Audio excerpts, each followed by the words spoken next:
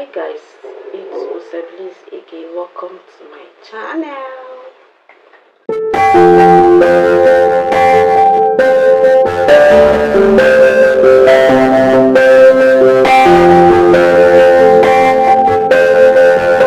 Sorry for not posting over the weekend, and I've been busy. So here I am today, bringing you one of the best tips on how to take care of yourself as a warrior. Okay, last 2 weeks, Sweet Tooth Palace interviewed me about managing pain. So I said, why don't I do a video including the interview to this video I'm trying to make, and talking more about what sickle cell crisis really is. Sickle cell crisis occurs when abnormal red blood cells clumps together and causes blockage of blood flow to various parts of the body, leading to pain and other problems or issues. What are the causes of sickle cell pain? The causes of sickle cell pain are: 1, dehydration, when you don't drink water; 2, fever, we all know what fever is; 3, infection; 4, emotional stress; 5, physical stress. The signs and symptoms that shows that you are in crisis, like that you are in sickle cell crisis and needs urgent attention. Number 1 is severe pain. You'll be having pains in all parts of your body. Number 2 is fever. You'll be running temperature. Number 3 is fatigue. You'll be very tired to do anything. Number 4 is swellings. Some parts of your body will have swellings. Then number 5, shortness of breath. You will not breathe normally. So those are the signs to tell you that you are in pain and you need urgent attention. When you have all these symptoms now and you go for management, what are the things they use in managing you? Number 1, they replace your fluid loss. That's this. Number 2, they give you antibiotics. Number 3, oxygen therapy to be able to breathe normally, because it can actually, you might be breathing but you're not breathing fine. Number 4, blood transfusion. If you've lost some percentage of your blood, you might be transfused, because so many things have been happening in your body, like the temperature, the swellings, the severe pain. All this can make your blood to drop, so you might be transfused if your blood is not adequate enough to make you well with time. Then most importantly, they treat your pain. Then your pain need to be dealt with, so you'll be given a pain med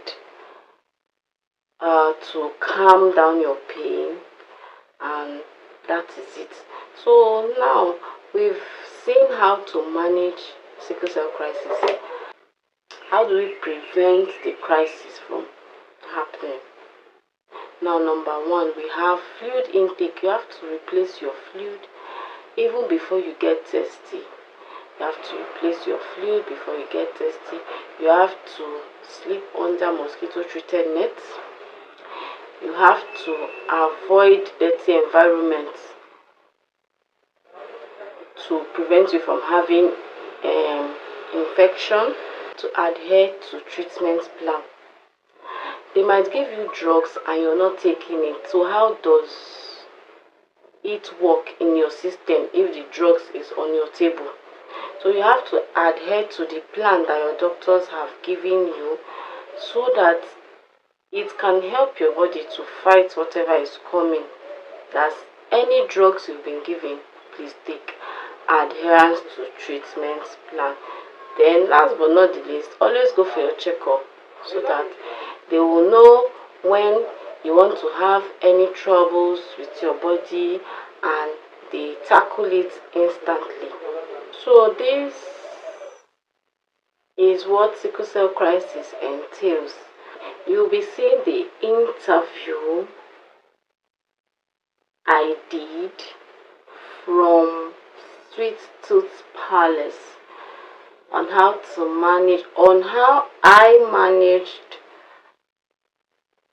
or how I managed my crisis. Don't forget to like, share and subscribe. And yeah, don't forget to go to her page and subscribe to her channel. I'll be pasting her channel picture somewhere, Sweet Tooth Palace. So I urge you to follow her.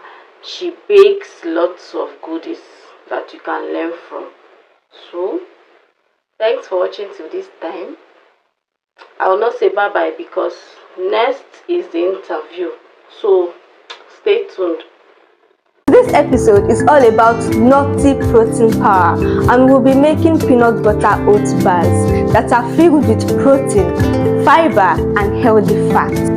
Also in this episode, we'll be having an interview with Blessing Inegbedion, aka Oseblis, on her experience as a sickle cell warrior.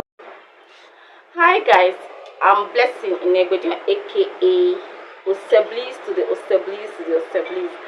So I'm here on this interview. Sweet Tooth, the baker, she gave me some questions to answer. So here I am doing just that. So the first question on her list is, how does crisis pain feels like? How does crisis pain feels like? To my own feelings and understanding, because yes, I have experienced it countless times. Crisis pain feels like a hammer and a chisel being driven down to all the bones in your body. Hammer and chisel, and it kind of gives this cracking sound, like not sound, the feeling. It's like ka, as in, I don't know how to say it, but it kind of feels like your bone is cracking up. Yeah, like it's been hitting by a hammer and chisel. That's number one question. Number two question, she asked, how do I manage my pain? Okay, this one can be tricky because if you're already in the full-blown pain, meaning it will take a lot, or it might take the hospital to like relieve the pain and everything. But when you catch it early, it's not as if there will be no pain. There will be pain, but when you catch it early, you can be able to take some home remedies that will not require you to go to the hospital if you catch it early. Like me, I do go for my body language. I see signs. If I'm tired and exhausted, if I've stressed myself, I take a long hot bath. I take hot tea, and I cover up, and I take painkiller even though I'm not in pains. Get that? Even though I'm not in pains, but I know that I've been stressed out, maybe due to work or something else. I've been stressed out, so I'll do all these things I just mentioned, and I'll take painkiller before I go to bed. Because if you know that you're stressed out and you didn't do all this and you didn't take painkiller, you might be woken up by bone pain, and it might start from anywhere or any part of your body, your hand, your spinal cord, your leg, or even your head. Yeah. Number three on her question is, what are the home remedies I use? I just mentioned them. Hot bath, hot tea, cover up, take your home remedy. Those are the 4 things I do at home for maybe if I'm in pains, or even though I'm not in pains but I'm stressed out. What is the hardest part of dealing with crisis? The hardest part of dealing with crisis is not being able to do things yourself. Yeah, because your hand might be or will be immobile. You will not be able to make use of your hands, your feet. You can only talk. Maybe that's why we can talk. We can talk, yes. So even while we are in crisis, our mouth is still working. But anything that is coming out from our mouth, if we don't curtail ourselves, it can be full of crap.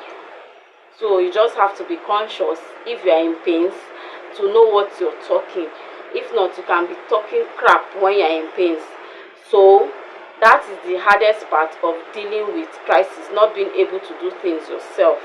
Her number 5 question is, how do I balance daily activities with the unpredictability of crisis? Now, we are not God and we are not robots. So you just have to go on and on and on, as hard or slow, as long as you can, doing your house activities or your job and everything. When the crisis sets in, or before the crisis sets in, if you feel that you're stressed, you just have to take a break. There is one favorite woman that I love. Her name is Real Worry Pikin. She normally says something in her dialect. Aje kanwe.